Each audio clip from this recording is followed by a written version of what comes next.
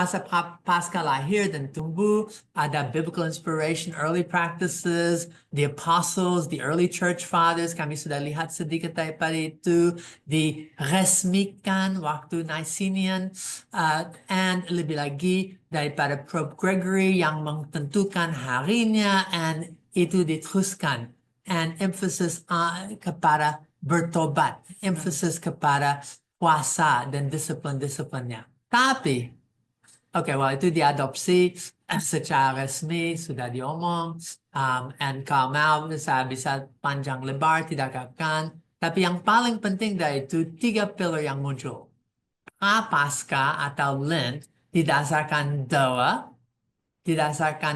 dan pertobatan, didasarkan puasa, dan dalam puasa bukan puasa 40 hari tanpa berhenti, tetapi itu puasa sesuatu. Mereka tidak akan puasa semuanya, tapi kalau saya akan puasa sayur. Kalau ibu kemungkinan harus puasa daging. Tapi puasa sesuatu yang biasa. Yang disukai di give up, Pak. Oh, tapi kalau saya puasa daging, tidak ada apapun lain untuk makan. Tidak. Tetapi yang penting memberi sedekah. So, ini respons kita. Apakah yang kami berdoa? Diri sendiri, doakan gereja, hanya doa refleksi, doa tentang hubungan kita dengan Tuhan atau sesama. And puasa, apa tujuannya? And itu saya bilang dalam bulan ini banyak teman sudah sedang berpuasa and belum kenal Kristus. Sabda sedang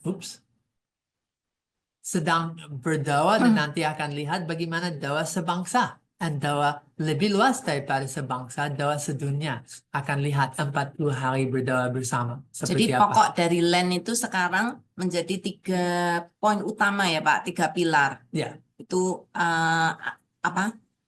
yang kita lakukan selama prayer, fasting, almsgiving. Ya, selama masa puasa, selama masa prapaskah itu 3 hal yang dilakukan: doa, puasa, dan beramal atau memberi sedekah. Kurang lebih itu.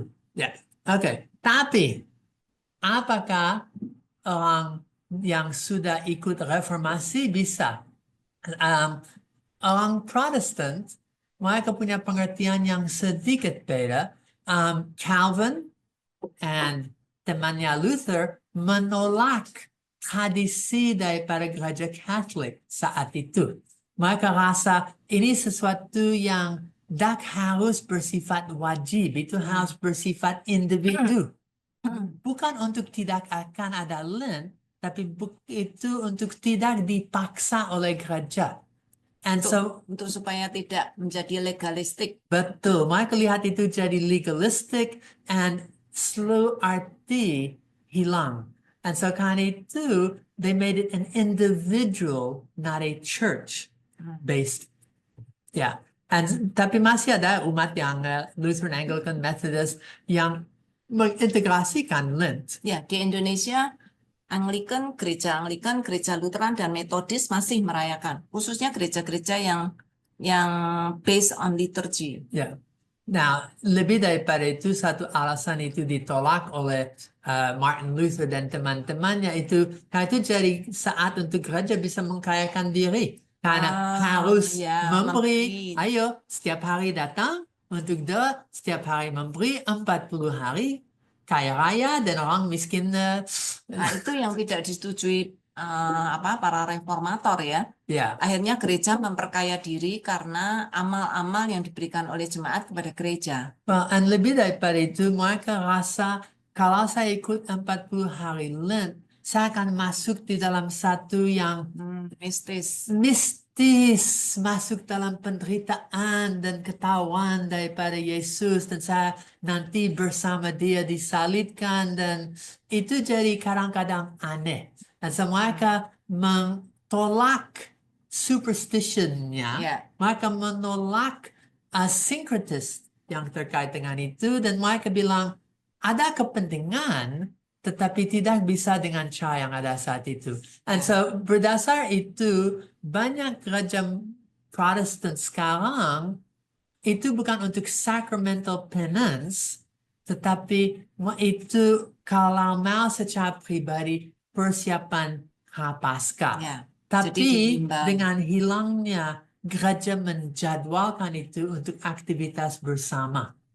Dan karena itu banyak gereja Protestan, mereka hanya Palm Sunday dan hari Paskah, tetapi untuk 6 minggu sebelumnya, mereka sebagai satu gereja tidak sedang mempersiapkan seperti untuk Natal. Kalau mikir untuk Natal ada 4 hari minggu sebelumnya nama Advent.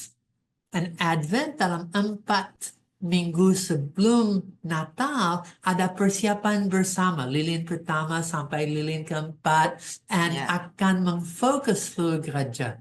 Well, Lent bisa memfokus seluruh gereja. Dan kalau tidak itu satu tradisi yang betul hilang. Oke? Iya, sayang sekali ya, karena akhirnya masuk kepada individu saja, tetapi gereja tidak menyediakan sarana untuk kebersamaan dalam masa Prapaskah ya. Betul. Oke. Lanjut. So, kurang lebih itu sejarah and mundur satu. Dan ada pertanyaan untuk banyak orang Reform atau Protestant yang bertanya apakah seharusnya kami merayakan Lent? Dan saya akan bilang tidak. Jangan merayakan Lent, tapi merayakan 40 hari persiapan akan Paskah dan Paskahnya, jadi merayakan kekayaannya. Paskahnya. Ya, and Lent itu sesuatu dari sisi tradisi dan sejarah gereja kaya luar biasa. Dan saya rasa daripada itu seperti sudah disampaikan, pelajaran itu banyak.